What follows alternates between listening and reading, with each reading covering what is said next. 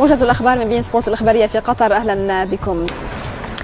استعاد بورتو صدارة الدوري البرتغالي بفوزه على ضيف ماريتيمو ب3 أهداف مقابل هدف ضمن الجولة ال15، متقدما بفارق الأهداف على سبورتينغ. ثلاثية بورتو افتتحها ديغو ريس بإحرازه هدف السبق في الدقيقة 19. بعد ذلك ب7 دقائق أدرك فابيو باتشيكو التعادل للضيوف بتسديدة رائعة. وأكمل ماريتيمو المباراة ب10 لاعبين بعد تلقي اللاعب جواو البطاقة الصفراء الثانية في الدقيقة 39. نقص عددي استغله بورتو ليحرز الهدف الثاني عبر المالي موسى ماريغا. اللاعب ذاته أضاف الهدف الثالث لأصحاب الأرض في الدقيقة 78 موقعا الثنائية. كشفت الصحف الرياضية في العاصمة الإسبانية مدريد أن أتلتيكو قرر تقديم شكوى ضد برشلونة أمام الفيفا بخصوص قضية غريزمان. كما أضافت اليومية ذاتها أن أتلتيكو مدريد مستاء من الاتصالات التي قد جرت بين المسؤولين في نادي برشلونة ومحيط النجم الفرنسي الذي مدد عقده الصيف الماضي حتى 2022 مع نادي العاصمة الإسبانية. وجه الصربي بوريس بونياك مدرب منتخب الكويت الدعوة ل23 لاعبا للمشاركة في بطولة كأس الخليج 23 والمقررة في الكويت في الفترة ما بين 22 من ديسمبر الجاري وحتى 5 من يناير المقبل. وجاء هذا الاختيار بعد المباراة الودية التي تعادل فيها الأزرق مع مضيفه البحريني سلبا في المنامة. تضم اللائحة النهائية أسماء لاعبين لهم خبرة دولية كبيرة، في مقدمتهم نجم القادسية بدر المطوع. ودعم بونياك تشكيلته كذلك بكل من فهد الأنصاري وفهد الهاجري المحترفين بالدوري السعودي مع الاتحاد والاتفاق، بالإضافة إلى سلطان العنزي لاعب الوكرة القطري.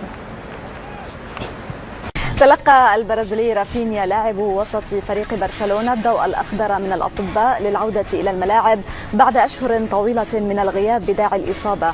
الصفحة الرسمية للنادي الكتالوني على تويتر أكدت تعافي اللاعب واستعداده للعودة للمباريات بعد 8 أشهر من الغياب منذ خضوعه لجراحة في الركبة اليمنى بعد إصابة تعرض لها في أبريل نيسان الماضي أمام غرناطة في الدوري. قال لاعب برشلونة جوردي ألبا إن مباريات الكلاسيكو دائما ما تكون خاصة ومثيرة ولا يمكن التنبؤ بنتيجتها، مضيفا في تصريحات حصرية لبين سبورت أن برشلونة استعد جيدا لموقعة البرنابيو وأن البلاوغرانا في أحسن أحواله.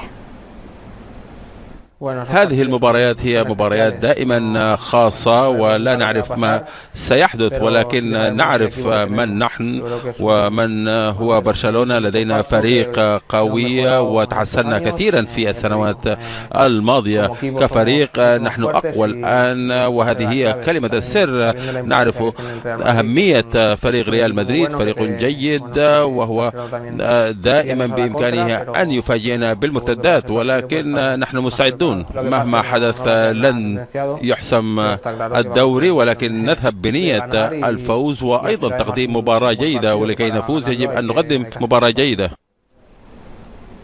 عدلت محكمة الاستئناف العقوبات المفروضة على نادي يوفنتوس حامل لقب الدوري الإيطالي ورئيسه أندريا أنيلي في قضية بيع تذاكر إلى مشجعي ألتراس، وألغت بالتالي عقوبة الإيقاف في حق هذا الأخير.